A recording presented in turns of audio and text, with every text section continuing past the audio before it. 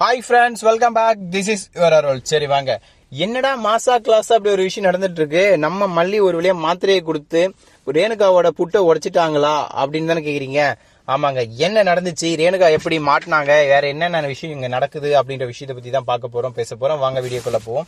ஒரு பக்கம் நம்ம நிஷா ட்ரை பண்ணிட்டு இருக்காங்க அந்த டெண்டர் டாக்குமெண்ட் டீட்டெயில் எல்லாம் கலெக்ட் பண்ணிக்கிறதுக்காக. ஆனா மேனேஜரோ என்ன நம்பாம இப்போ உங்க அப்பா வேற ஒரு பொண்ணு அப்பாயின்மெண்ட் பண்ணி அவங்க மூலியமா எல்லாம் பண்ணிட்டு இருக்காங்க. என்கிட்டயும் வாங்கியிருக்காங்க, அவங்க கிட்டயும் வாங்கியிருக்காங்க. ஸோ அவரு எதை அங்க சப்மிட் பண்ண போறான்னு எனக்கு தெரியல அப்படின்னு சொல்ல, இதை எல்லாத்தையும் கேட்ட உடனே நிஷாவுக்கு செம்ம காண்டாவது. நீ என்ன புடிங்கிட்டா இருந்த அப்படி இப்படின்னு சொல்லிட்டு ரொம்ப இது பண்ணி இன்சல்ட் பண்றாங்க. அதுக்கப்புறம் அவனும் என்ன பண்ணிட்டு இருந்தான்னு சொல்லிடுறாங்க. ஆமாங்க, இந்த மாதிரி பிரச்சனைக்கு நான் என்ன பண்ணிட்டேன் அப்படின்னு சமாளிக்க, இப்படி ஒரு பிரச்சனை இங்க போயிட்டு இருக்க, இன்னொரு பக்கம் அந்த பிரச்சனை அங்க போயிட்டு இருக்கு. என்னடா அந்த பிரச்சனை, அப்படி என்ன போயிட்டு இருக்குன்னு கேக்குறீங்களா? வாங்க சொல்றேன். ஆமாங்க, என்ன போயிட்டு இருக்கு அப்படின்னு பாத்தீங்கன்னா, அங்க இதை விட மிகப்பெரிய பிரச்சனை போயிட்டு இருக்குங்க. என்ன நடந்துச்சுன்னு கேக்குறீங்களா?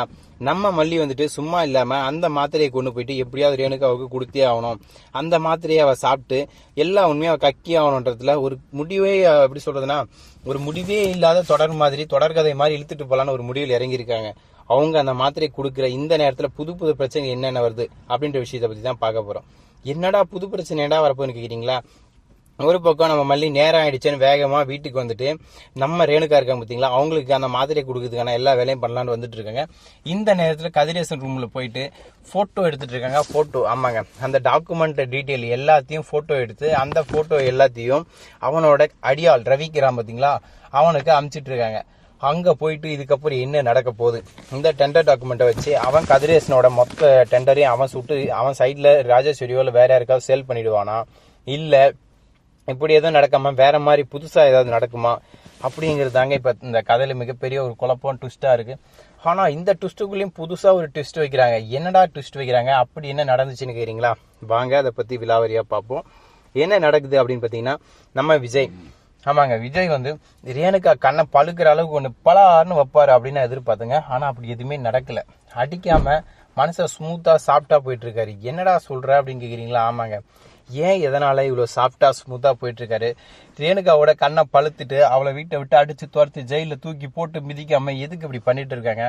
இப்படி எல்லாம் பல குழப்பங்கள், கேள்விகள் எனக்குள்ள போயிட்டு இருக்கு. வியூவர்ஸ் ஆனா உங்களுக்கும் போயிட்டு இருக்கும், சப்ஸ்கிரைபர்ஸ் ஆனா என்னோட சப்ஸ்கிரைபர்ஸ்க்கும் போயிட்டு இருக்கும். எனக்கும் அப்படிதான் போயிட்டு இருக்குன்னு வைங்களேன். இவ்வளவு பிரச்சனைக்கு நடுவுலயும் சில பேர் சந்தோஷமா நிம்மதியா ஜாலியா சுத்திட்டு இருக்காங்க.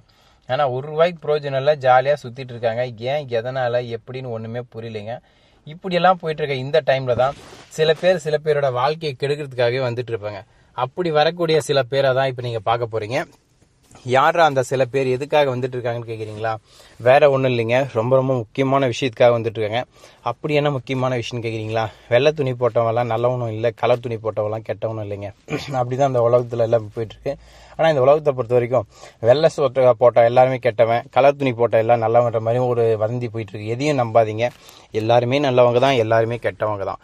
ஸோ இதனால நான் என்ன சொல்ல வரேன் அப்படின்னு பாக்குறீங்களா? ஆமாங்க, வாழ்க்கையில என்ன வேணா பண்ணலாங்க, இவ்வளவு கஷ்டம் மட்டும் படக்கூடாது. இந்த கஷ்டத்துக்கு நடுவில் தான் சில பேர் கஷ்டப்பட்டுட்டு இருக்காங்க. அப்படி படக்கூட கஷ்டம் என்னென்ன நடக்க போகுதுன்னு தெரியல. சூப்பரா போயிட்டு இருக்கு.